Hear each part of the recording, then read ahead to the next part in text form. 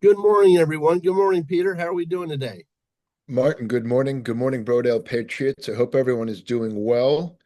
Obviously, some very eventful news last night with the uh, decapitation of a regime in Venezuela that very likely, with the narco trafficking, has been fueling a lot of nefarious activities. In the 1800s, the British used the opium or the Opium Wars to incapacitate China and to extract resources and uh, trade routes. And I think a similar tactic and strategy has been used against the United States for decades. And a lot of that money was not only numbing our awareness and certain members of our society, but also, sadly, it's strongly rumored that there's been a lot of corruption from the amount of drug money and the black projects that those may have been funding. I think with uh, the fulcrum that's been removed from Venezuela in terms of that narco state, which potentially Colombia and Mexico might be next, will allow not only the people of Venezuela and Colombia and Mexico to live a more prosperous and freer life, but I think also the United States as well. I think some of the imbalances that have been created from the drug trade and the money created from it, with that removal of that fuel, I think we may see a future that is more prosperous, more free, and more productive, and more balanced, meaning our our founding principles and the principles that our government operates on will be allowed to be exhibited. Well, that is my hope. Um, it's always a really, really difficult decision, Martin, as a spiritual person, to weigh the damage that the drug trade not only has created indirectly through biasing laws and biasing systems that are meant to protect us, but also the damage to individual lives, to families, and to the violence and the crime that drugs introduce into communities. So, how do you balance that decision to take aggressive military action to shut that down versus the potential harm that that action would cause?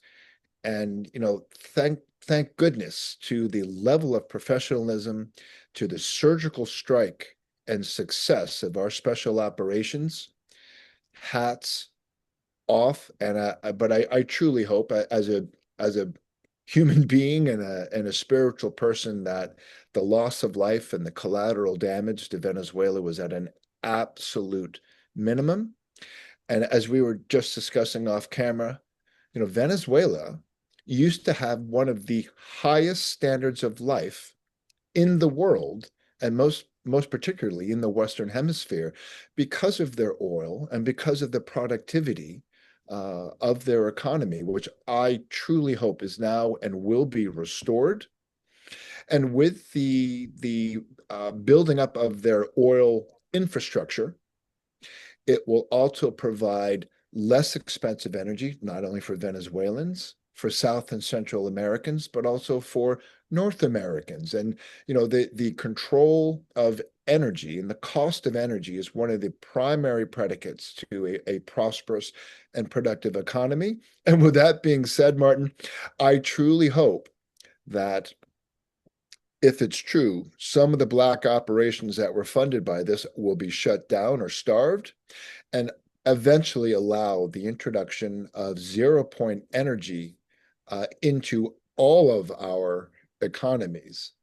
And because that is a pollutionless and nearly free energy technology that is operative, but how it gets introduced is a bit more complicated because of the amount of energy that we're talking about with zero point energy systems. Um, it has to be introduced ethically with controls, because if a zero point energy generator were to detonate, very, very serious. So that's above my pay grade, how that might be introduced and what that timing might be. But for over 30 years, if not 50, I have always thought and tried to conceptualize the impact that free energy could have on this world if ethically uh, controlled so that it won't be misused. I mean, when I first started seeing extraterrestrial craft maneuver without wings, without propellers, without jets, I was like, wait a minute, how is that happening? And that's happening through an energy density and an ability to tap into that nearly infinite supply of energy to be used or being used in a very productive fashion. It's ever since 1972, Martin, when I watched In Search of with Leonard Nimoy, occasionally you see like uh, not a high resolution black and white picture of a disc. I'm like, well, how's that working? Right. So 30 years ago, when I made first, successful contact and just seeing this technology operate and operate intelligently and flawlessly, I've always been so intrigued by uh, the the introduction of this technology and the impact that it could have. Because with free energy, we can green or further green the world, meaning people in China who are in the rural areas who are still relatively poor, and in India, that means there's abundant food, there is abundant manufacturing, productivity, commerce, in addition to allowing everyone access to information. It will ultimately reset and I think begin to further dissolve the 3D construct of uh, how people have been shaped or taught or been trained to think of themselves in society, meaning it will restore sovereignty to every individual soul and dignity and allow them to not be in survival mode, but be in a mode that will allow them to exhibit their skills, their innovation, and their creative expression to build the world that's approaching us. And so I'm really excited by that. I hope um, if more actions like this are needed, that there is an absolute minimum loss of life, certainly on our side and certainly on their side, if required, that will allow the building blocks and the release of additional information, revelation, and technologies that will allow the world that is approaching us, if not here already, and allow people to understand that you're not an indentured servant. You do have a divine spark of the creator within you. You are a divine soul.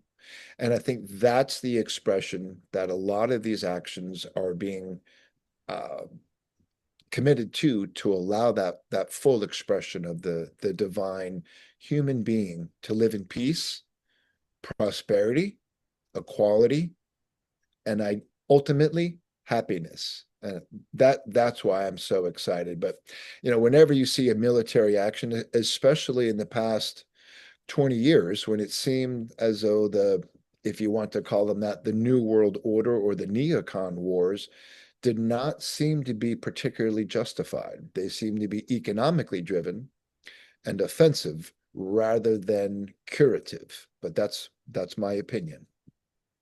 Years ago, uh,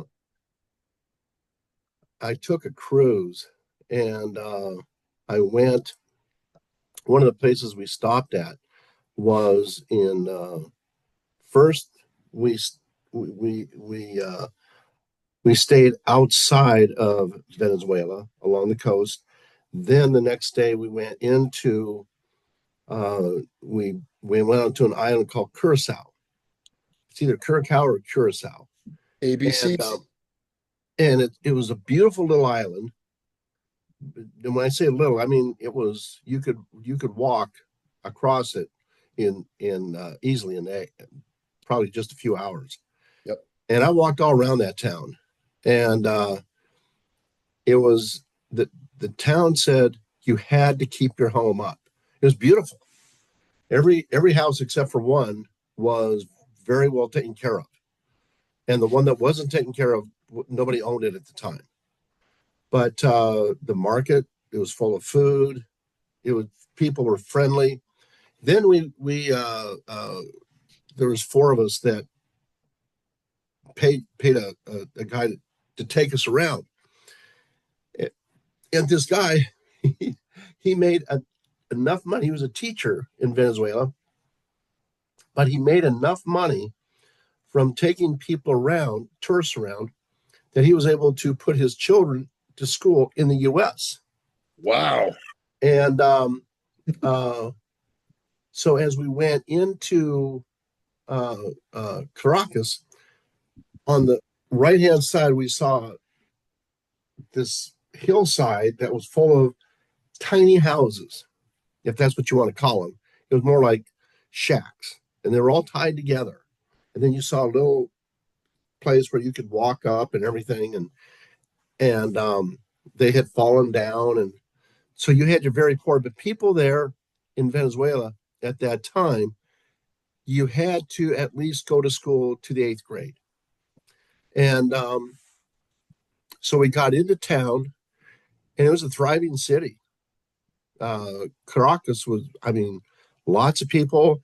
At that time, it was the it had the most people, primarily women, of course, doing facial reconstruction, plastic surgery, Right. Right. and as you looked at them, you could you could tell. I mean, those smiles and everything, they were literally plastered on them. And anyway, it was an interesting city, interesting to see. He took us all around. He took us up into the mountains where there was a glass blowing shop, and it was awesome. And then way out there, you could see uh, two really tall towers, apartment buildings, and they had plants on them and everything. And he said that's where the rich live, and it was probably 30-40 miles out, but it was flat, so you could see all the way out there. Anyway, um, it was it was very interesting, and uh, and Maduro was not in power at the time. It Chavez. was Chavez, yeah, Yeah. and so everything was going rather well. And then when Maduro took over, that's when things went to shit, because I think that's when the cartels got a hold of him and made deals and everything. That would be my guess. And so, it's I know in all this morning, one of the things from X that Brenda sent me, it was a gentleman from Venezuela here living here in the U.S. now, and he explained what was going on there and what had been going on. So, and just so people know, everything that we see going on down there probably happened at least 2 years ago, something like that. And but it's just know though that uh, yeah, they were in dire straits for a long time. Maduro, I mean, it was a living hell, and people they were fleeing that country, uh, not to seek a better life so much, but just to stay alive. To eat. I, Yes. I remember there were two lovely Venezuelans in Deer Isle, Maine, that were helping friends of ours for that very reason. There in Portsmouth, New Hampshire, there were several Venezuelan kitchen helpers, and these these people were the hardest working people in the entire restaurant. I mean, hats off. I respected these people. They busted their ass, and God bless them. But with recent immigration shifts and policy shifts, some of them very quietly went back home. But now, hopefully, they have the opportunity for a better life. I remember I had the privilege of diving in Bonaire. So you have Aruba, Bonaire, Curacao, the ABC Islands off of Venezuela, and the waters there were literally air clear. You could see underwater for 300 plus feet. It was one of the most beautiful places I've ever been. And the people on the island were happy, they were friendly and cordial. Yeah. I'm the Westerner with a little extra money, but honestly, they were really nice people.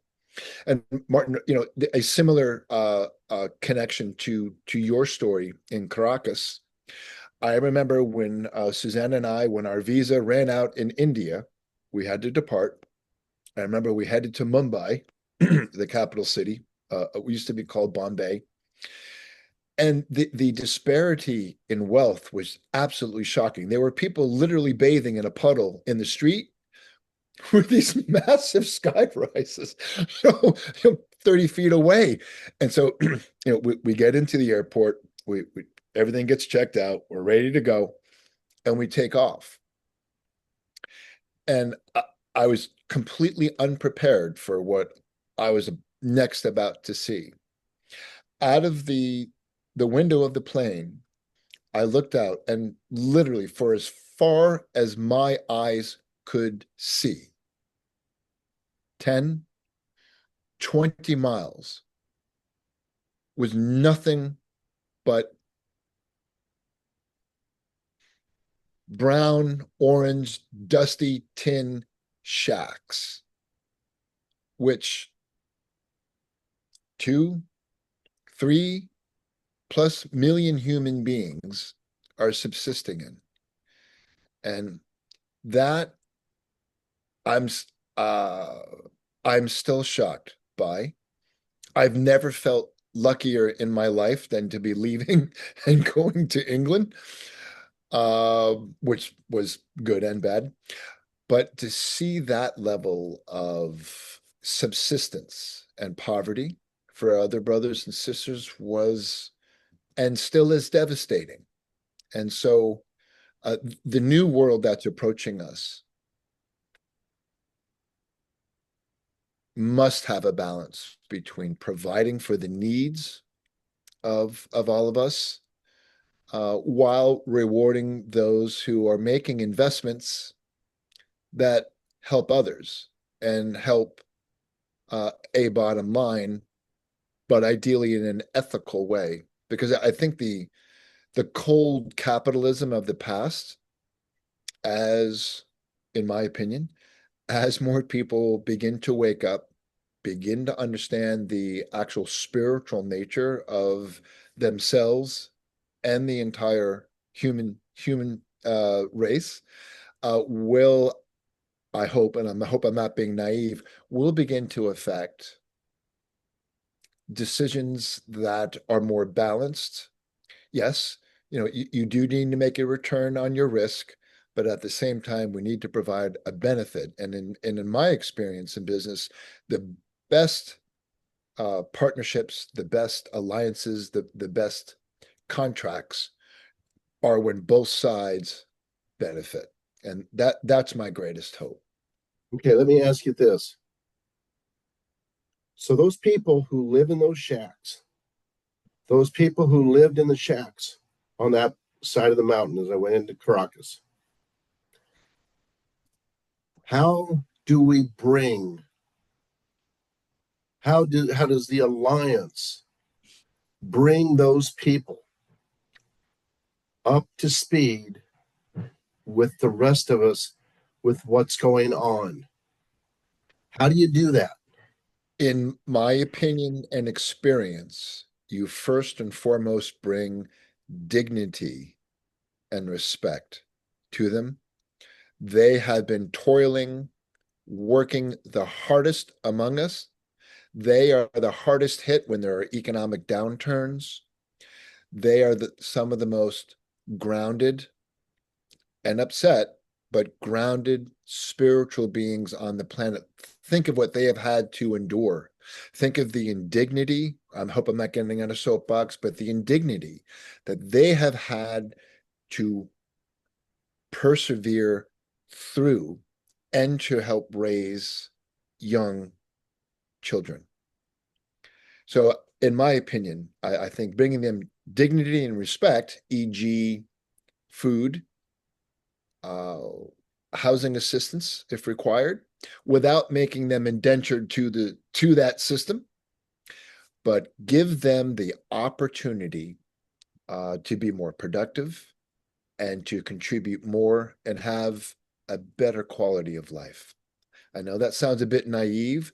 However, um, it's always interesting when people who are trapped in welfare are given an opportunity, you do see a shift. And that's what I hope for everyone. Let me ask you this.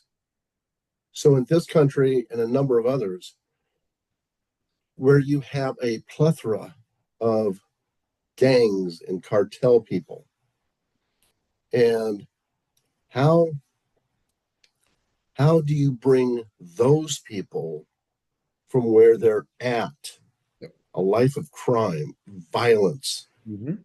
debauchery, how do you bring them into the world of plenty? Well said. Maduro was given multiple offers to have a peaceful conclusion. He chose not to take it. I think the same approach, without threat of violence, should be given to gangs because, in many ways, they didn't have opportunities to be able to create a better life. That was their better life, their better option, without judgment. I mean, I've lived in the inner city, and there's not a lot of opportunity. So, if at all possible, one, you need to bring mentorship, two, opportunity, and three, sensitive cultural change in how they think. Meaning, this path usually leads to an emergency room or premature death, versus this path can be one that is more productive, ultimately spiritual, and peaceful. But yes, that is a difficult task, and it's not for me to pontificate in in a safe area, right? I used to live in Bedford Stuyvesant. God bless those people. I don't know how they did it. It was it was it was challenging, and at the time I was 258 pounds. I was a big dude, and I don't know how they did it or do it, but it is slowly changing. Something's And wrong with your voice. can you hear me now, sir? I can't that, but it's really distorted. There's a bit of I think a delay in uh, our connection. Can you hear me now? I can hear you, but it's really Well, that's kind of frustrating. weird. Okay. But that's all right. Have we returned to normal baud rate? Um, it's I tell you what. Let's uh hold on here. Uh,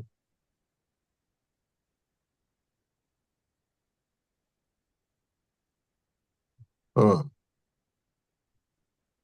Is my Okay. is my voice still distorted? There seems to be still. Yes. Yeah. It's kind of Okay. funky.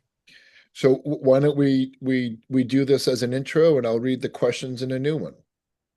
Okay. All right. I'll go ahead and uh and just end it there. Okay. Uh,